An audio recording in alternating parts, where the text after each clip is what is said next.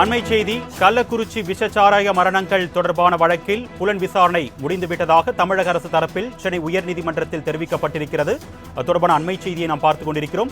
இறுதி அறிக்கை தாக்கல் செய்ய உள்ள நிலையில் சிபிஐக்கு மாற்றுவதால் எந்த பயனும் இல்லை என்றும் தமிழக அரசு தரப்பில் சென்னை உயர்நீதிமன்றத்தில் அறிக்கை தாக்கல் செய்யப்பட்டிருக்கிறது. அண்மை செய்தியாக பார்த்துக் கொண்டிருக்கிறோம்.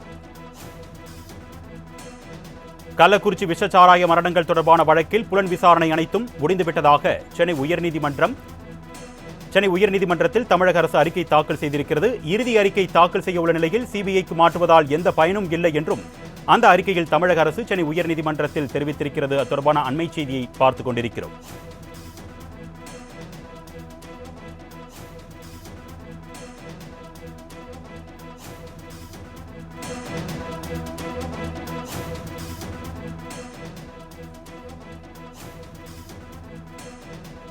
கள்ளக்குறிச்சி விஷச்சாராய மரண விவகாரத்தில் புலன் விசாரணை அனைத்தும் முடிந்துவிட்டதாக சென்னை உயர்நீதிமன்றத்தில் தமிழக அரசு அறிக்கை தாக்கல் செய்திருக்கிறது. அண்மை செய்தியாக பார்த்துக் கொண்டிருக்கிறோம். இது குறித்த கூடுதல் விவரங்களை செய்தியாளர் கிருஷ்ணமூர்த்தி வழங்க நாம் கேட்கலாம். வணக்கம் கிருஷ்ணமூர்த்தி, கூடுதல் விவரங்கள்.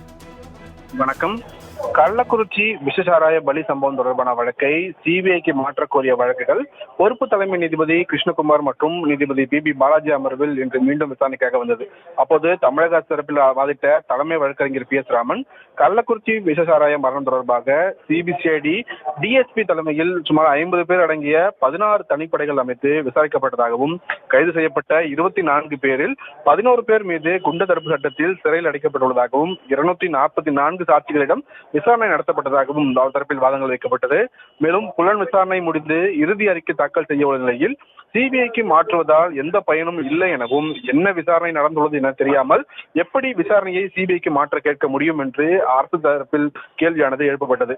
விசாரணை தவறாக இருந்தால் மறு விசாரணை கோரலாம் அல்லது வேறு புலன் விசாரணை அமைப்பு விசாரணைக்கு மாற்ற கேட்கலாம் என்றும் உள்ளூர் போலீசார் ஆளுங்கட்சி அரசியல்வாதி தொடர்பு இருந்தால் விசாரணையை மாற்றலாம் என குறிப்பிட்ட அரசு தலைமை வழக்கறிஞர் இந்த வழக்கில் உள்ளூர் அரசியல்வாதி போலீசார் உடனடியாக செயல்படுகிறார் என்பதற்கான எந்த ஒரு ஆதாரங்களையும் தாக்கல் செய்யவில்லை என்றும் அவர் தரப்பில் வாதங்கள் வைக்கப்பட்டது. மக்கள் நம்பிக்கை இழந்து விட்டதாக மனுதாரர் தரப்பில் குற்றம் சாட்டப்பட்டுவதை சுட்டிக்காட்டிய தலைமை வழக்கறிஞர் பாதிக்கப்பட்டவர்கள் குடும்பத்தினரோ தொண்டு நிறுவனங்களோ நடுநிலையானவர்களோ அல்லது வழக்கு தாக்கல் செய்யவில்லை என்றும் அவர் தரப்பில் தெரிவிக்கப்பட்டது.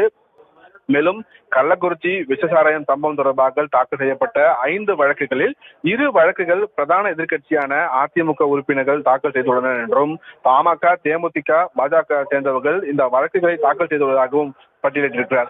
அரசியல்வாதிகள் என்பதற்காக வழக்கு தாக்கல் செய்ய அவர்களுக்கு உரிமை இல்லை என்றோ நம்பிக்கை இல்லை என்றோ கூற முடியாது என்று கூறிய அவர் ஆதாரம் இல்லாத ஒரு குற்றச்சாட்டுகளை கூறி முன்கூட்டியே இந்த வழக்கை தாக்கல் செய்துள்ளதாக அவர் தரப்பில் தெரிவிக்கப்பட்டது. மேலும் கள்ளக்குறிச்சி அதிமுக MLA செந்தில்குமார் இது சம்பந்தமாக புகார் அளித்தும் நடவடிக்கை எடுக்கவில்லை என மனுதாரர் தரப்பில் குற்றச்சாட்டப்பட்டது. ஆனால் அதே போல் இந்த புகாரும் இல்லை எனவும் சட்டமன்றத்தில் இந்த விவகாரத்தை அவர் எழுப்பிய போது சபாநாயகர் அதை நிராகரித்து விட்டதாகவும் மனுதாரர் தரப்பில் குற்றச்சாட்டு வைக்கப்பட்டது. அப்போது குறுக்கிட்ட நீதிபதிகள் கள்ளக்குறிச்சியில் கள்ளச்சாராயம் அதிகரித்துள்ளது என்பது தொடர்பாக சட்டமன்றத்தில் அதிமுக MLA எழுப்பிய பின் அதை போலீசார் மறுத்தார்களா என விளக்கம் பெற்று தெரிவிக்கும்படி தலைமை வழக்கறிஞருக்கு நீதிபதிகள் அறிவுறுத்தியிருக்கிறார்கள். தமிழக அரசு தரப்பு வாதம் முடிவடைவதால் வழக்கின் விசாரணையை செப்டம்பர் 4ஆம் தேதிக்கு தள்ளி வைத்து நீதிபதிகள் உத்தரவிட்டிருக்கிறார்கள். விவரங்களுக்கு நன்றி கிருஷ்ணமூர்த்தி.